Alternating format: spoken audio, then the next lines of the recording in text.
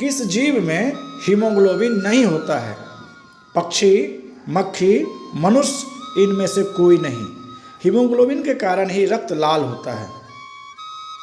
Answer मक्खी। मक्खी के शरीर में हीमोग्लोबिन नहीं होता है। हीमोग्लोबिन की कमी से कौन सा रोग होता है? मधुमेह, पीलिया, एनीमिया, डायरिया। हीमोग्लोबिन की कमी से सही आंसर एनीमिया। जब शरीर में हीमोग्लोबिन कम हो जाता है उस स्थिति को एनीमिया कहते हैं। ऑक्सीजन का वाहक कौन है? आरबीसी, डब्ल्यूबीसी, लसिका, इनमें से कोई नहीं। ऑक्सीजन का वाहक answer RBC, red blood cell, लाल रक्त कणिकाएं, यह ऑक्सीजन का वाहक है। रुधिर चाप नियंत्रित होता है थाइमस द्वारा, एड्रिनल द्वारा, थायराइड द्वारा, वृषण द्वारा। रुधिर चाप नियंत्रित होता है आंसर एड्रिनल द्वारा। खुला परिसंचरण तंत्र किस में पाया जाता है? मनुष्य में, कॉकरोच में, घोंघा में, ऊंट में। आंसर कॉकरोच में। खुला परिसंचरण तंत्र कॉकरोच में पाया जाता है।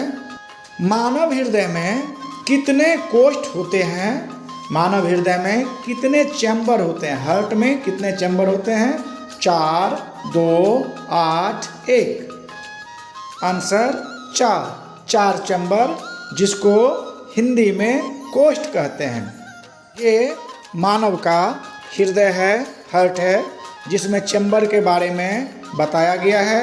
4 चैम्बर होते हैं, बायां अलिंद, दायां अलिंद, बायां निलय, दायां निलय। ये मानव के हृदय का सचित्र वर्णन है, ध्यान से देख लें।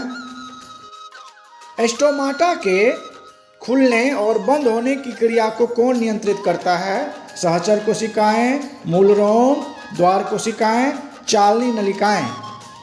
आंसर द्वार कोशिकाएं।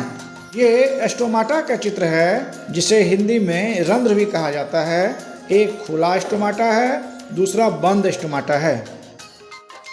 पौधों में गैसों का आदान प्रदान किसके द्वारा होता है? रंध्र द्वारा, जड़ द्वारा, तना द्वारा, टहनी द्वारा। पौधों में गैसों का आदान प्रदान रंध्र द्वारा होता है, जिसे अंग्रेजी में स्टोमाटा कहते हैं। रंध्र पौधों की पत्तियों की सतहों पर छोटे छोटे छिद्र पाए जाते हैं जो पादपों में गैसों का आदान प्रदान करते हैं, उसे रंध्र या स्टोमाटा कहते हैं। ये खुला और बंद स्टोमाटा है। फ्लोएम ऊतकों द्वारा कार्बोहाइड्रेट का परिवहन होता है, ग्लूकोज के रूप में, फ्रक्टोज के रूप में, लैक्टोज के रूप में, सुक्रोज के रूप में।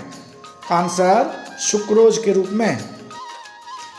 इनमें से किसकी उपस्थिति के कारण रक्त लाल दिखाई देता है? Thrombin, fibrin, haemoglobin, serum. Answer haemoglobin. हमारा शरीर किस पीएच परास के बीच कार्य करता है? 4 से 4.8, 5 से 5.8, 6 से 6.8, 7 से 7.8। हमारा शरीर किस पीएच परास के बीच कार्य करता है? आंसर 7 से 7.8। रुधिर का कौन सा अवयव रक्त स्राव को रोकने में मदद करता है? रुधिर मतलब खून का कौन सा अवयव ब्लड को बहने से रोकता है कटने के बाद? लसिका, प्लाज्मा, प्लेटलेस, इनमें से कोई नहीं। Answer platelets. पादप में जाइलम उत्तरदायी है जल का वहन के लिए, भोजन का पाचन के लिए, अमीनो अम्ल का वहन के लिए, ऑक्सीजन का वहन के लिए। आंसर जल का वहन के लिए। जाइलम को जल संवहन उत्तक कहा जाता है। पत्तियों में गैसों का आदान प्रदान कहाँ से होता है? शिरा से, रंध्र से, मध्य शिरा से, इनमें से कोई नहीं। आंसर रंध्र। या स्टोमाटा से। हृदय से रक्त रुधिर को संपूर्ण शरीर में पंप किया जाता है। किसके द्वारा वह शरीर में जाता है? फेफड़ों के द्वारा, निलय के द्वारा, अलिंदों के द्वारा, इनमें से सभी। आंसर निलय के द्वारा। रक्त का कौन से अवयव घायल स्थान से रक्त स्राव के मार्ग को रक्त का थक्का बनाकर अवरुद्ध करता है?